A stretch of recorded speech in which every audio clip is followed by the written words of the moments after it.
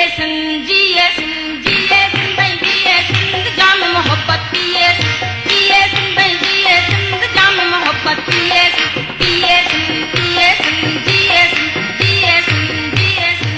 में सिंध हारी कमेटी के अॻूणे सदर कामरेड अज़हर जतोई जी 60वीं सालगिरह बाबा सिंध हाउस हैदराबाद में मल्हाई वई। सालगिरह जो केक सिंध हारी कमेटी मरकज़ी सदर समर हैदर जतोई साथियुनि सां गॾिजी कटियो।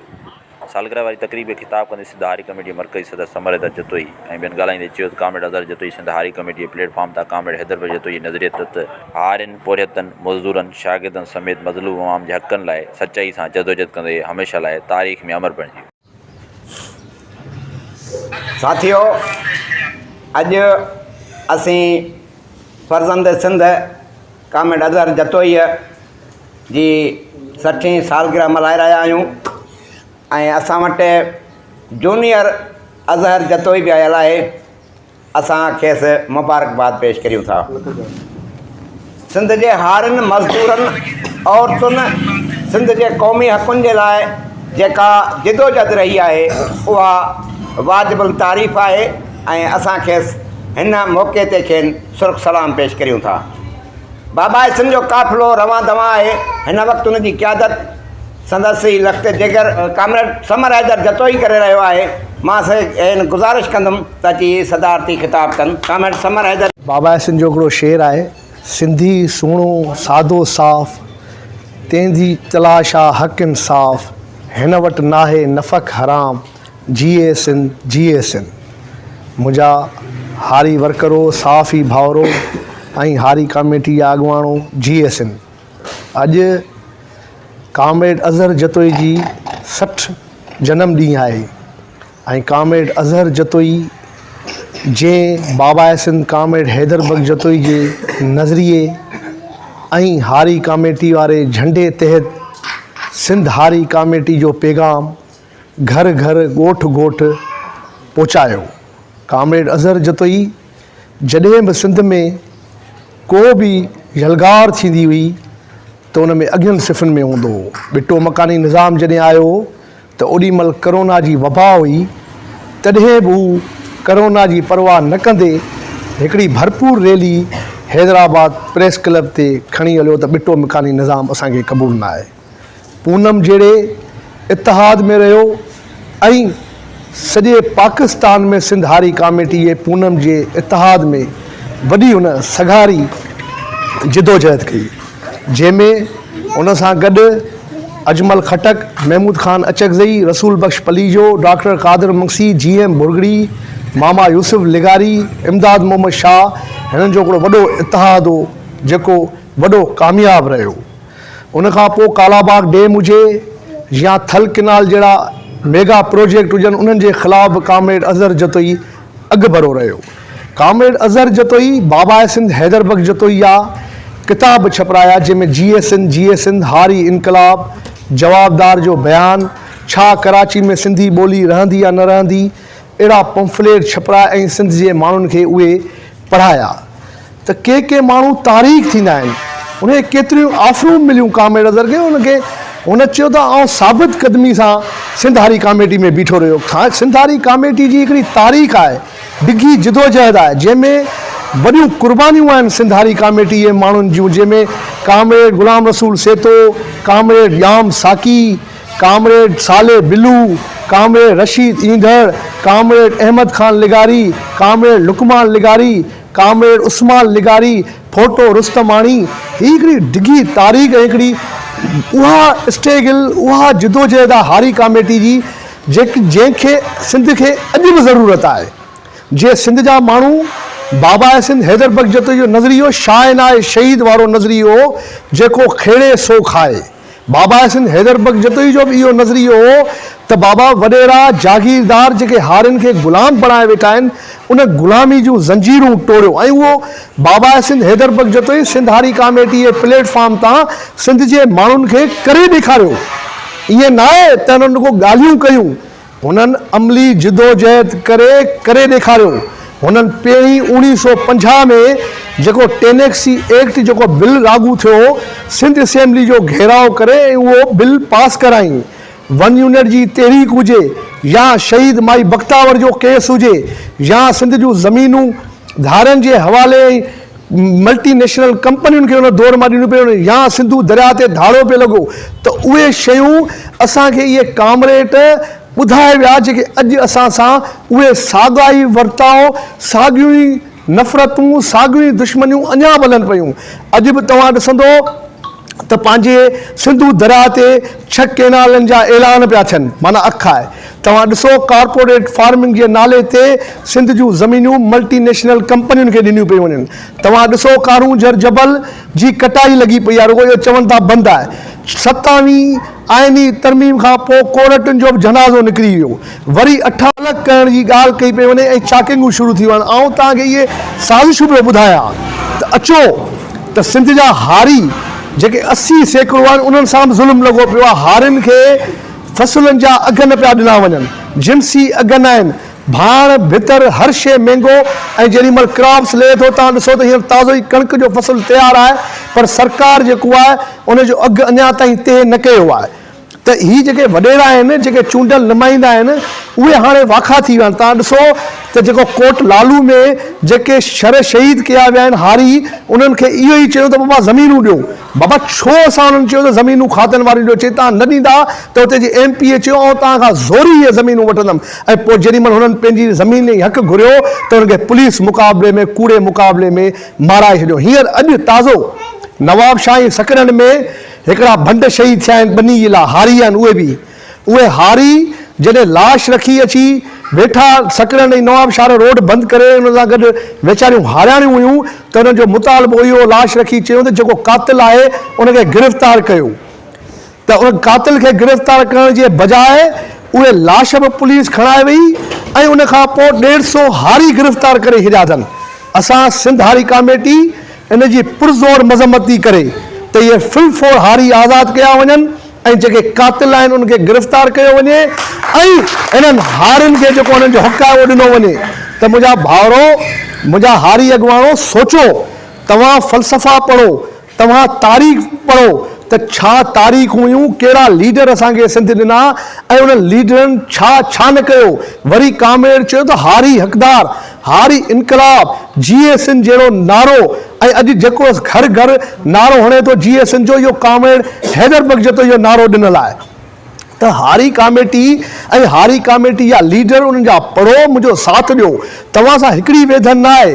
सिंध जे हारियुनि जे ॿारनि जी तालीम ते धारो हणियो आहे, उहा तालीम बि असां खां खसिजी वई आहे। तव्हां वञी यूनिवर्सिटी में ग़रीब हारियुनि ॿार पंहिंजे स्कूल में बच्चनि जी फीस नथा भरे सघनि, ऐं वरी जेके हारी मिसकीननि जा ॿार पढ़ी लिखी पब्लिक सर्विस कमीशन जा इम्तिहान पास था कनि त उन्हनि इम्तिहान में उन्हनि खे फेल करे ऐं उते बि ॻरियूं रिश्वतूं ॾेई ऐं वॾनि माण्हुनि जा पुट पिया नौकरियूं कनि।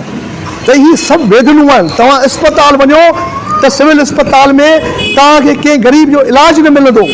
तव्हां त हाणे शऊर रखंदड़ आहियो, पाण हींअर 2026 में आहियूं, पंहिंजा वसीला पाण खां वञनि पिया, पंहिंजी धरती पाण खां वञे पई, पंहिंजूं ज़मीनूं पाण खां वञनि पियूं, पंहिंजो पाणी पाण खां खसिजे पियो।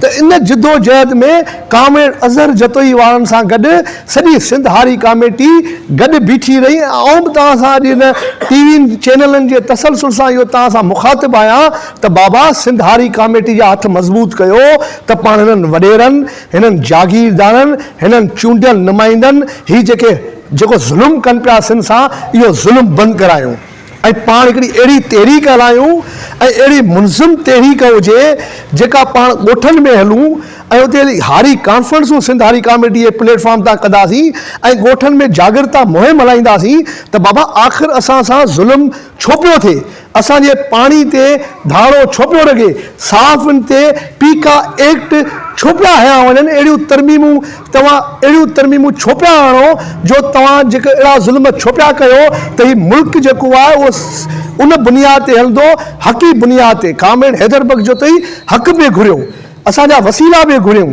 असांजी तालीम बि घुरियूं, इंसाफ़ बि घुरियूं ऐं हिते त जागीरदारनि वॾेरनि असांखे विड़ाए छॾियो आहे, क़ौमियतुनि में विड़ाए छॾियो आहे, धारियल कल्चर ॾेखारियो न। असां अमन परस्त माण्हू आहियूं, तले आम पिया कराइनि, जेके हारियुनि खे शहीद पिया कराइनि। इन्हनि सां बि हाणे इंसाफ़ करणु खपे। इन्हनि नाकारा SSP ऑफिसरनि खे न विहारणु खपे।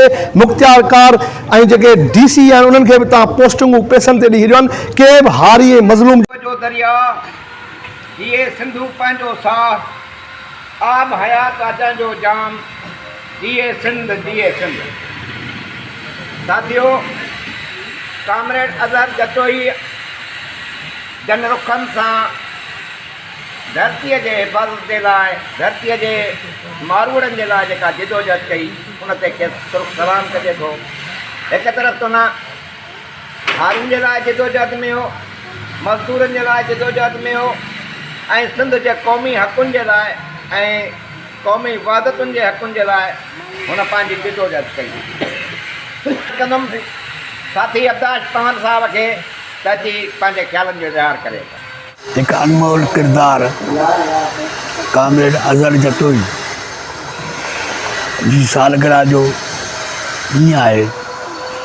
सिंधारी कमेटी सदर कामरेड समर हैदर जतोई समेत कामरेड वजूद अली शर, साथी अब्दुल गफूर सरोई, वली मोहम्मद ऐं ॿिया जेके दोस्त आहिनि, उन्हनि सभिनीनि साथियुनि खे, मज़ार जूनियर खे, महबूब खे, सॼी सिंध खे मां ऐं देश दुनिया जे माण्हुनि खे मां इन मौक़े ते अणॻणियूं वाधायूं पेश कयां थो।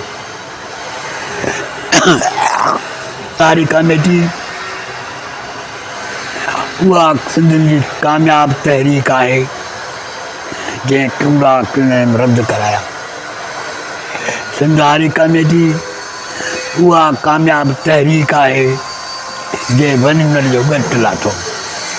ऐं सिंधारी कमेटी उहा कामयाब तहरीक जो नालो आहे जंहिं तहरीक अधु बचाई कराई। माण्हू जदोजहदूं कंदा आहिनि, रहंदा आहिनि, पिचींदा आहिनि, यार नाकामी मिलियूं आहिनि, पर सिंधारी कमेटी खे सोभारी खे सदाई सोभो मिलियो आहे। ईअं ई कालाबाग जैम जे ख़िलाफ़ु कामरेड मज़हर बीमारी हालत में रण रुलियो, अज़हर उनजी पोयारी कई। ही नौजवानों सां गॾु हूंदा हुआ ऐं कालाबाग जैम खे दफ़न करे छॾियऊं। उन सिंधारी कमेटी जे सॼी सत खे सुख सलाम सुख सलाम सुख सलाम मौजूदु हुई। उहा तहरीक जंहिंमें सालेह बिलूची जो सबल मौजूदु हुयो, उहा तहरीक जंहिंमें कामरेड गुलाम सिंह शर जो जलवो शामिल हुयो, ऐं उहा तहरीक जेका कामरेड माधल शर जी हिमतुनि ते ॿधल हुई। उहा तहरीक सॼी जो नालो आहे सिंधारी कमेटी। जुग जुग जियो सदाई जियो, जाम मोहब्बत पिए सिंध, जिए सिंध जिए सिंध जिए सिंध। सिंध कामरेड हैदर बख्श जतोई जे जानशीन कामरेड अज़हर जतोई फर्ज़ंद सिंध जी 60वीं सालगिरह आहे। उन मौक़े ते मां खेसि ख़ानदान ऐं तमामु सिंधारी कमेटी जे साथियुनि खे मुबारकबाद पेश करियां थो। अब्दुल गफूर सरोई साहिब खे गुज़ारिश कंदुमि, असांजे डिजिटल सहाफ़ी भाउ साईं अब्दुल गफूर सरोई साहिब खे सरोई साहिब खे त अची ख़्यालनि जो इज़हार करे। सभिनी दोस्तनि खे सलाम। यकीनन कामरेड अज़हर जतोई ते ॻाल्हाइणु हाणे मुंहिंजो एतिरो कद बि कोन्हे, काठ बि कोन्हे। यकीनन जेको उमिरि जे हिसे में आहियूं ऐं कामरेड जेको असांजी ॿार सम्झो जेकॾहिं उमिरि काउंट कजे ऐं कामरेड जेको जिदोजहद जो कोरियो आहे उहो हूंदो, पर जेको पढ़ियो ऐं ॿुधो आहे कामरेड अज़हर जतोई खे, छो त ज़ाहिर आहे बाबा सिंध कामरेड हैदर बख्श जतोई जा लखे जिगर फर्ज़ंद, नो डाउट जेका सिंध में जेका सघारी हारियुनि जी जेका जिदोजहद आहे, तहरीक आहे, मां नथो सम्झां त बिना रोड जेको मिसाल मौजूदु आहे। पोइ उन बाबा सिंध हैदर बख्श जतोई जी जिदोजहद खे जॾहिं नमूने कामरेड अज़हर खणी हलियो, मां सम्झां थो त उनजे फ़लसफ़े जी हिन वक़्तु सिंध खे अशद ज़रूरत आहे। सिंध में जेके मौजूदा दौर में सिंध जे हारियुनि सां जेके मसइला आहिनि दरपेश, उनजो हल सिर्फ़ु जेको आहे उहो कामरेड हैदर बख्श जतोई ऐं बाबा कामरेड अज़हर जतोई जे फ़लसफ़े में आहे। इहा वाहिद जेका आहे उहो रस्तो आहे, इहो वाहिद गस आहे जेको हिन दौर में बि सिंध खे जेको आहे ऐं सिंध जे हारनि खे जेको आहे मसइलनि मां कढी सघे थो। मां सम्झां थो त हीउ तमामु वॾो हिकिड़ो हालांकि सालगिरह हिकिड़ो ख़ुशी जो ॾिहाड़ो हूंदो आहे, पर हिकु उन अज़ीम किरदारु, उन जिदोजहद जो जेको तहरीक जो जेको सरवाण आहे उनजी गॾु गैर मौजूदगी में जो केक काटणु, इहो बि हिकिड़ो तमामु वॾो माण्हू जे मथां जो वार बि थिए थो। इहो ॾुखाए थो, हालांकि सालगिरह ख़ुशी जो ॾिहाड़ो हूंदो आहे, पर हिकु हिनखे अहिड़े किरदार जी गैर मौजूदगी में उनजो केक काटणु ही बि तमामु वॾो बरहल मोड़ थिए थो। त यकीनन ही दुनिया फ़ानी आहे, हर माण्हू खे हिते आरज़ी आहे, हर माण्हू खे जेको अॻियां पंहिंजे मंज़िल तरफ़ रवां दवा थियणो आहे। अॼु कामरेड अज़हर जतोई जी 60 सालगिरह मां सम्झां थो में शिरकत मूं समेत तव्हां समूरनि दोस्तनि जे लाइ जेको आहे इहो क़ाबिल एज़ाज़ ऐं फ़ख़्रु आहे। पर मां आख़िर में इहो चवंदुसि त हीअ जेके नौजवान दोस्त आहिनि इहे सम्झी छॾनि त हिन फ़लसफ़े खां ॿाहिरि हीउ मसइले जो हल किथे बि कोन्हे। जेकर तव्हां पंहिंजे वतन, पंहिंजे धरती, पंहिंजे माण्हुनि, पंहिंजे हारनि ऐं आबादगारनि जो दर्द महसूसु कयो था त पोइ हिन फ़लसफ़े सां जुड़ी वञो।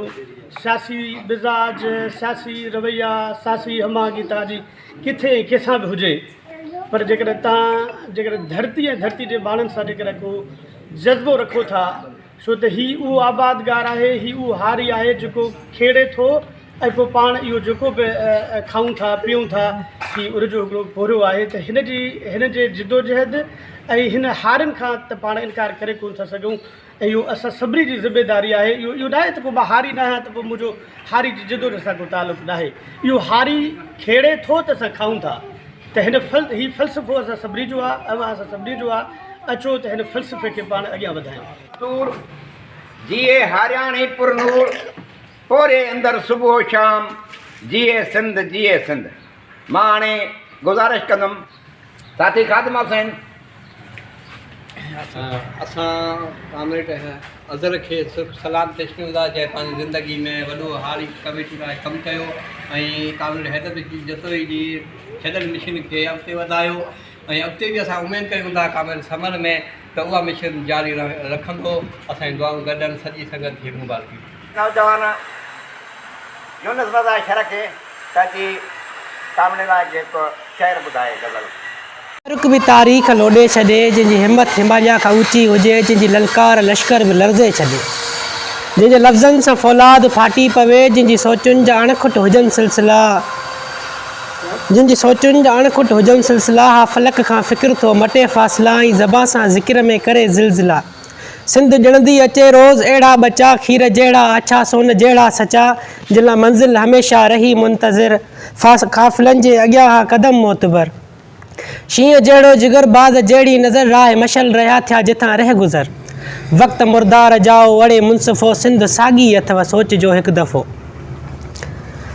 रोज़ फितने जी फतवा थी जारी थिए, रोज़ कारो थो थिए, रोज़ कारी थिए, रोज़ फतवा जो साहिब तो फरमान ॾिए, रोज़ न्याणी जा मज़हब मटायो छॾे, धर्म मां थो कढे दीन वारी करे, दीन वारी खे मारे थो कारी करे। तो जे अहराम पातो त छा थी पियो, तो जे इस्लाम जातो त छा थी पियो। दीन तुंहिंजो न आ, धर्म तुंहिंजो न आ, बाब कहिड़ा पढ़ी भरम तुंहिंजो न आ। मुंहिंजी नगरी में हिकिड़ो ई नारो लॻो, जेको इंसान लैसो इंसान आ, इश्क़ आदम सां वाइश्क़ ईमान आ। मुंहिंजो मखदूम ॾिस, मुंहिंजो मंसूर ॾिस, तंहिंजी तारीख़ पढ़, तुंहिंजो मंशूर ॾिस। शाह इनायत जो इस्लाम ईंदो वरी, मुंहिंजी नगरी में नीगर को थींदो वरी, कन खोले त रख तोखे चवंदो वरी। मां वफ़ाउनि जी मिटी मां पैदा थियल, मां सचाईअ जे सॻड़नि संदोसां ॾियल, मां अक़ीदे जे एगड़ियुनि में क़ाबू थियल। मुंहिंजे मज़हब में धोखो दगा कोन आ, मुंहिंजी शरीयत में कंहिं लाइ गिला कोन आ। हिकिड़ो आहे ख़ुदा, ॿियो ख़ुदा कोन आ, जिस दे ख़ाकी खां जेको जुदा कोन आ, जिस दे ख़ाकी खे चाइण ख़ता कोन आ। ऐं सिंध तो मथां सदा सलाम आ सलात आ। ऐं बेख़बर सितमगर असां सां जंग बंदि कर, सदाए भाउ सां तबर तफंग बंदि कर। जफ़ा जा जयल ट्रोड़ ऐं तबर तफंग बंदि कर, छॾे ॾे जिंद सिंध जी ही ढोंग ढंग बंदि कर। करे जो सिंध सां दुश्मनी कमीनो आ कुज़ात आ, सिंध तो मथां सदा सलाम आ सलात आ। सभिनी साथियुनि जी महिरबानी।